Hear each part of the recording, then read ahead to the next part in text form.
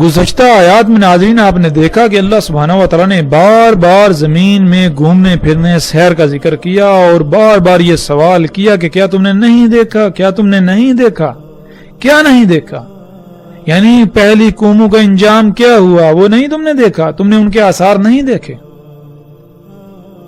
उनके आसार में अल्लाह सुब्हानहू व तआला ने कहा कि आयात हैं, ये यकीन के लिए आयात हैं, नसीहत है, सबक है। किन के लिए? जो गौर व फिक्र करने वाले हैं, जो नसीहत पकड़ने वाले हैं। तो अब नाजरीन हमारे ऊपर फर्ज है कि हम जमीन में घूमें फिरें, जमीन में सैर करें, पहली कौमों के जो आसार हैं उनको देखें। और आज जिस दौर में हम मौजूद हैं, आज के दौर में जमीन में सैर करना, जमीन में घूमना फिरना, पहली कौमों के आसार देखना इतना आसान हो चुका है कि शायद ही कोई और काम इतना आसान हो। आप अपने घर में, अपने घर के अपने ही कमरे में, अपने ही कमरे के नरम गरम बिस्तर पर बैठे हुए, अपने सामने रखे हुए कंप्यूटर, मोबाइल में बहुत आसानी से सैर कर सकते हैं।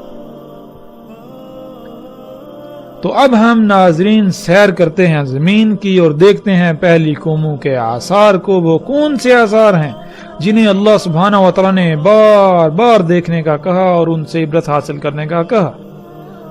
वो कौन से आसार हैं पहली कौमों के जिनको देखकर हमें ये अंदाजा होगा कि उन कौमों के पास क्या था। वो क्या शय थी जिसके दजल का वो शिकार हो गए। वो क्या शय थी जिसकी वजह से वो ये कहते थे कि हमें कोई जवाल नहीं, दुनिया की कोई ताकत हमारा कुछ नहीं बिगाड़ सकती। वो क्या शय थी जिस वजह से वो रसूलों की तकजीब कर देते थे, वो अल्लाह की आयात के खिलाफ निकल पड़ते थे, वो अल्लाह की कायनात में फसाद करते थे। वो कौन सी शय थी? जैसा कि कौमे आद ने कहा, इस आयत में भी है, अल्लाह सुब्हानहू व तआला कहते हैं, पास जो आद थे पास इस्तकबार किया, यानी वो जमीन में बड़े बन बैठे, जमीन की तमाम मखलूकात को ये कहते थे कि हमारी गुलामी करो, हमारी बात मानी जाएगी, हालांकि उनको इसका हक नहीं था। और थे वो बहुत बढ़ के कुव्वत में से, वो कुव्वत में बहुत बढ़ के थे, यानी कि उनके पास असलहा, बारूद, मशीनें, टेक्नोलॉजी, ये जो कुव्वत है बहुत ज्यादा थी। और वो ये कहते थे कि कौन है जो हमसे बढ़कर कुव्वत में है, जो हमसे कुव्वत में बढ़कर है। और नाज़रीन यहां ये बात ज़हन में रखनी चाहिए कि वो ज़बान से ऐसा हरगिज नहीं कहते थे, ना ही आज तक किसी ने ज़बान से ये दावा किया कि कौन है जो हमसे कुव्वत में बढ़कर है, बल्कि ये इंसान के अमाल की ज़बान है। कौमे आद के पास जो टेक्नोलॉजी, जो मशीनें, जो कुछ था, उनके बलबूते पर उनके अमाल की यह ज़बान थी कि कोई भी उनसे कुव्वत में बढ़कर नहीं है। तो अल्लाह सुब्हानहू व तआला कहते हैं, क्या तुमने नहीं देखा कि अल्लाह ही वही जात है जिसने तुम्हें खलक किया और वही तुमसे बढ़कर है कुव्वत में। और आगे अल्लाह सुब्हानहू व तआला कहते हैं, और वो थे अल्लाह की आयात के साथ जहद करने वाले, यानी उनके पास इतना इल्म था कि जब कोई भी आंधी तूफान, कोई आजाब आने वाला होता तो वो ऐसे बंदोबस्त करते, या तो वो आजाब ना आता या फिर वो आजाब उनका कुछ बिगाड़ ना पाता, जिसकी वजह से वो समझते थे कि उनसे बढ़कर कोई कुव्वत में नहीं है। जैसे आज अमेरिका और मगरिब समझते हैं कि दुनिया में कोई भी उनसे ताकत में बढ़कर नहीं, लेकिन इसके बावजूद कोई भी ऐसी तबाही जिन्हें कुदरती आफात कहते हैं, इनके आगे ये लोग बेबस हैं। और अगर आज इनको ऐसे वसाइल हासिल हो जाएं कि ऐसी आफात भी इनका कुछ बिगाड़ ना पाए, तो जरा तसव्वुर करें कि इनका दावा क्या होगा। ये यही समझेंगे कि कायनात में अगर कोई रब है तो यही है, इनके अलावा और कोई नहीं, और कोई नहीं इनका कुछ बिगाड़ सकता। यानी कि अगर कोई तबाही आ रही है, कोई ज़ल्ज़ला आ रहा है, तो अगर इनके पास ये कुव्वत है, ये पहले ही उसको रोक दें, तो जाहिर है इनका दावा तो यही होगा। बिल्कुल यही दावा कौमे आद का था और जो बाकी कौमें थी। لیکن ان کے ساتھ کیا ہوا؟ اللہ سبحانہ و تعالیٰ نے ہر لحاظ سے سب کچھ کھول کر واضح کر دیا۔ اب ہمارے اوپر فرض یہ ہے کہ ہم زمین کی سیر کریں اور جانیں وہ کون سے آثار ہیں جن کا بار بار قرآن میں اللہ سبحانہ تعالیٰ نے ذکر کیا، اور ان سے ہمیں یہ اندازہ ہو، یہ ادراک ہو کہ پہلی قوموں کے پاس کیا تھا، وہ کون سی شے تھی جس کے دجل کا وہ قومیں شکار ہو گئیں اور تباہی و ہلاکت نے انہیں آ گھیرا، وہ کون سی شے تھی جس سے تمام کے تمام نبیوں نے ان کو ڈرایا کہ یہ دجال ہے، حالانکہ تم اسے مسیحا سمجھتے ہو، یہ مسیحا نہیں ہے، یہ دجال ہے۔ تو ناظرین، آپ سکرین پر ان اینٹوں کو دیکھ سکتے ہیں۔ یہ اینٹیں آج دنیا کے مختلف علاقوں میں دریافت ہوئی ہیں جو کہ زمین تلے دبی ہوئی تھی۔ ان اینٹوں میں سے ایک ایک اینٹ کا وزن اور اس کی لمبائی اور چوڑائی کا جب انسان کو علم ہوتا ہے تو اس کے رونگٹے کھڑے ہو جاتے ہیں۔ سکرین پر نظر آنے والی ان اینٹوں کی لمبائی تقریباً 60 فٹ، ان کی چوڑائی اور موٹائی 12 سے 20 فٹ کے درمیان، اور ایک اینٹ کا وزن تقریباً کم سے کم 1200 ٹن ہے، جس کے بارے میں تصور کرنے سے بھی انسان کے رونگٹے کھڑے ہو جاتے ہیں۔ آج یہ اینٹیں اردن اور روس کے مختلف علاقوں میں زمین کی کھدائی کے درمیان دریافت ہوئیں، اور جب تحقیقات کی گئیں، دنیا کے بڑے بڑے نامور سائنسدانوں نے ان اینٹوں پر تحقیقات کی، تو پتہ چلا یہ اینٹیں آج سے 5000 سال پہلے کی ہیں، اور ان کے دبنے کی وجہ ایک بہت بڑا عظیم سیلاب تھا،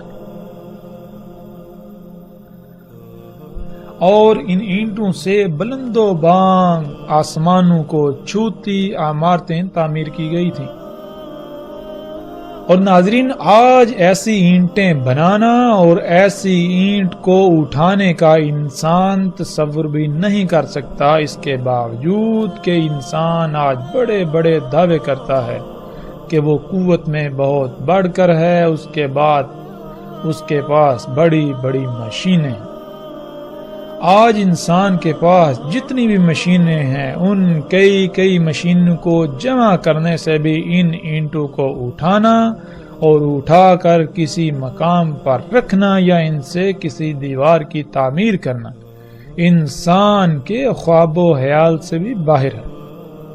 تو ناظرین، ہم غور کریں کہ وہ کون سی شے تھی جس شے سے ان انسانوں نے یہ اتنی بڑی بڑی اینٹیں بنائیں، اور وہ کون سی شے تھی جس سے اتنی بڑی بڑی اینٹوں کو اٹھا کر ان سے عمارتیں تعمیر کی گئیں۔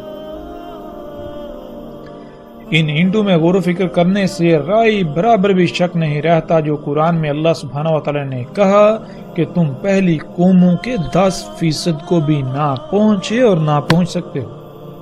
تو ناظرین، آج ہم جو مشینیں دیکھتے ہیں، یہ بڑی بڑی غیر معمولی قوت کی حامل مشینیں، یہ ان قوموں کا 10% بھی نہیں ہے۔ یہی وہ مشینیں تھیں جن کے دجل کا وہ لوگ شکار ہو گئے، یہی وہ ایجادات تھیں انسان کے اپنے ہی ہاتھوں سے کی ہوئی جن کے دجل کا وہ شکار ہو گئے، اور وہ سمجھتے تھے کہ یہ تو سہولتیں ہیں، یہ تو مسیحا ہے، یہ تو فائدے کی اشیاء ہیں، لہذا دنیا میں خوب انجوائے کرو، عیاشیاں کرو، مزے لوٹو، آسانیاں، سہولتیں۔ ناظرین، آج جن سائنسدانوں نے، بڑے بڑے نامور سائنسدانوں نے ان اینٹوں کے اوپر تحقیقات کی، تو انہوں نے یہ بات کی کہ اول تو یہ کام انسان کا نہیں ہے، اور اگر کسی بھی صورت یہ یقین دلا دیا جائے یا یہ مان لیا جائے کہ یہ کام انسان کا ہی ہے، تو جن انسانوں نے یہ کام کیا وہ موجودہ انسانوں سے اس قدر ٹیکنالوجی میں بڑھ کر تھے کہ آج کا انسان اس کا تصور بھی نہیں کر سکتا۔ اسی طرح ناظرین سکرین پر نظر آنے والے یہ بلاکس جنہیں ایچ بلاکس کہا جاتا ہے،